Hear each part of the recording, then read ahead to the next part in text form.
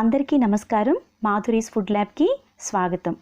రోజు మనం వాడుకునే పాల ప్యాకెట్ల నుంచి స్వచ్ఛమైన నెయ్యి, వెన్న, ఇంకా ఫ్రెష్ క్రీమ్ని ఎలా తయారు చేసుకోవాలో, ఎలా స్టోర్ చేసుకోవాలో ఈరోజు నా వీడియో ద్వారా మీకు తెలియజేయబోతున్నాను. చూడండి. ముందుగా నేను ఒక స్టాండర్డ్ మిల్క్ ప్యాకెట్ తీసుకున్నాను. దీన్ని 10 గంటల పాటు ఫ్రిడ్జ్లో అలా పెట్టేసినట్లయితే ఇలా ఫ్యాట్ అంతా అడుక్కి పట్టేసి ఉంటుందన్నమాట. సో నేను ఇప్పుడు పాలని దీని నుంచి సపరేట్ చేసేస్తున్నాను.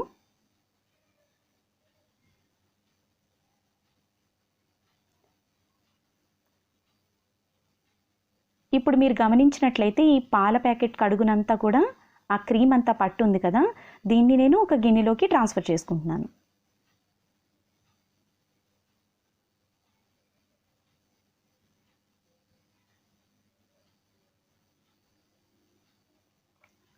మీకు చూపించడానికి నేను ఇంకొక ప్యాకెట్ కూడా రెడీ పెట్టాను. ఇది కూడా చూడండి.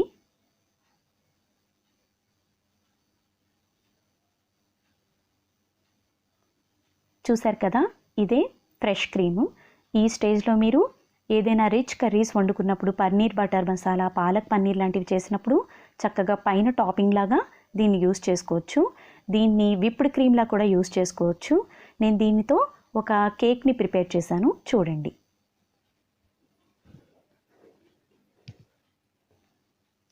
ఇలా నేను ఒక 1 వీక్ పాటు స్టోర్ చేసి పెట్టుకున్న క్రీమ్ అండి ఇది.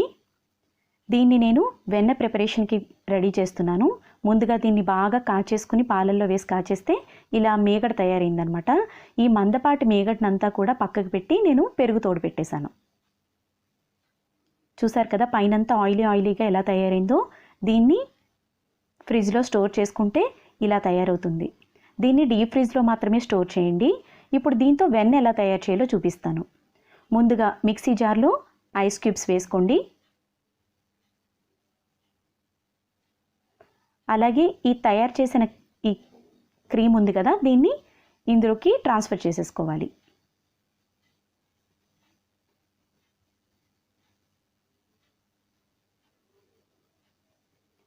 దీన్ని 10 నిమిషాల పాటు బాగా మిక్సీ పట్టుకోవాలి.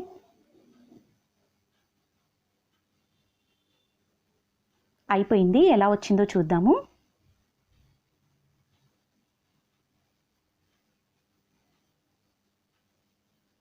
అంతేనండి, చాలా ఈజీగా వెన్న ఎలా తయారైపోయిందో చూసారా. చేతికి అంటుకోకుండా ఎలా వచ్చేస్తుందో చాలా ఈజీగా చేసుకోవచ్చు. కవ్వంతో చిలికి ఇబ్బంది పడాల్సిన అవసరం కూడా లేదు. ఇలా తయారు చేసేసుకోవచ్చు.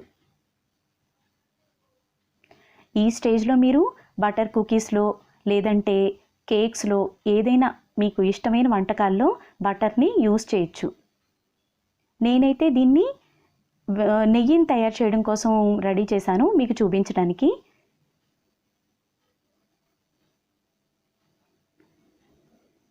ఇది 20 రోజుల పాటు తయారు చేసిన వెన్నండి.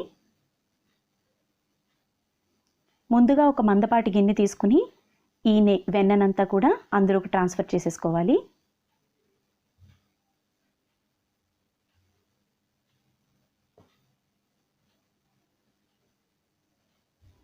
దీన్ని అలా మీడియం ఫ్లేమ్లో అలా కుక్ చేస్తూ ఉండాలన్నమాట. హై ఫ్లేమ్లో పెట్టకూడదు.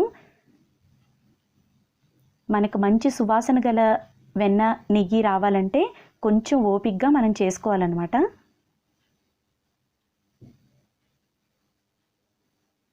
అలా గరిటతో కలిగి తిప్పుతూ ఉంటే కనుక దీంట్లో అడుగున మందంగా కట్టకుండా నీట్గా వస్తుంది.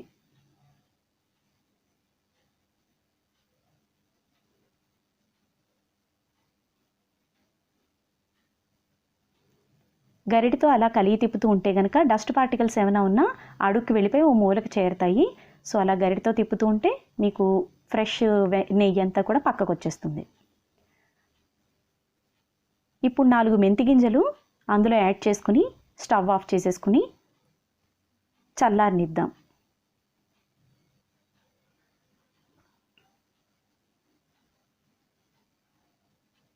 ఇప్పుడు చల్లారిన ఈ నెయ్యిని ఒక స్ట్రైనర్తో వడకట్టేసుకుని ఇందులో డస్ట్ అంతా పోయేలా చేసేసుకుందాం.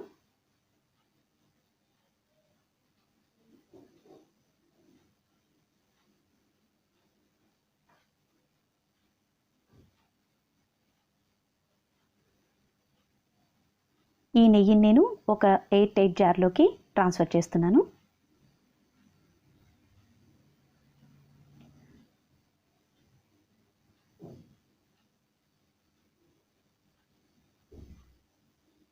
చూసారు కదా ఎంత నెయ్యి వచ్చిందో.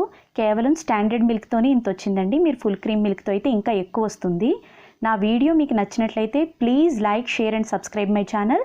Thank you for watching.